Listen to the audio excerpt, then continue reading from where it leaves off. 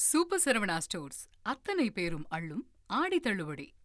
சட்டப்பேரவை பட்ஜெட் கூட்டத்தொடரின் இன்றைய அலுவல்கள் தொடர்பாக செய்தியாளர் பாஸ்கரன் வழங்கும் தகவல்களை கேட்கலாம். பாஸ்கரன், வணக்கம். இன்று என்னென்ன நிகழ்வுகள் நடக்க இருக்கிறது, அது குறித்தான முழு தகவலையும் சொல்லுங்க. தமிழக சட்டப்பேரவை இன்று காலை 9:30 மணிக்கு கூடுகிறது. அவை கூடியதுமே அரசினர் தனி தீர்மானத்தை 2 அமைச்சர்கள் முன்மொழிகிறார்கள். அந்த வகையில் பார்க்கும்போது நீட் தேர்வு கைவிடப்பட வேண்டும் அப்படிங்கிறத மக்கள் நல்வாழ்வுத்துறை அமைச்சர் அருண்ராஜ் அவர்கள் முன்மொழிவார். அதைத் தொடர்ந்து வெளிநாட்டு பங்களிப்பு மத்திய அரசினுடைய மசோதாவை திரும்பப் பெற வேண்டும் என்ற மசோதாவுக்கான அதை வலியுறுத்தும் வகையில் தீர்மானத்தை பள்ளிக்கல்வித்துறை அமைச்சர் ராஜ்மோகன் முன்மொழிகிறார். இந்த 2 தீர்மானங்கள் மீதான விவாதங்கள் நடைபெற உள்ளது.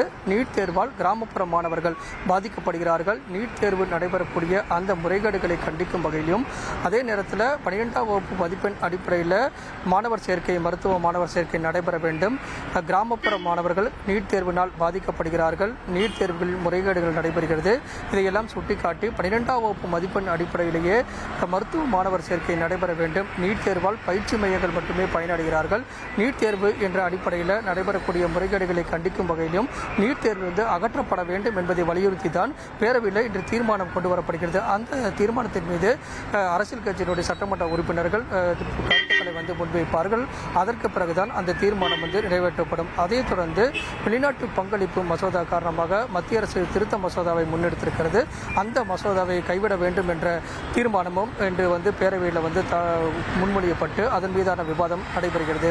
அந்த 2 அரசினர் தனி தீர்மானங்களும் விவாதத்துக்கு எடுத்துக்கொள்ளப்பட்ட பிறகு தமிழக பட்ஜெட் மீதான பொது விவாதம் என்பது இன்றும் நடைபெறுகிறது. பட்ஜெட் மீதான பொது விவாதத்தில் சட்டமன்ற உறுப்பினர்கள் தங்களுடைய கருத்துக்களை பதிவு செய்வார்கள். அதைத் தொடர்ந்து தான் பட்ஜெட் மீதான பொது விவாதம் இன்றோடு முடிவடைகிறது.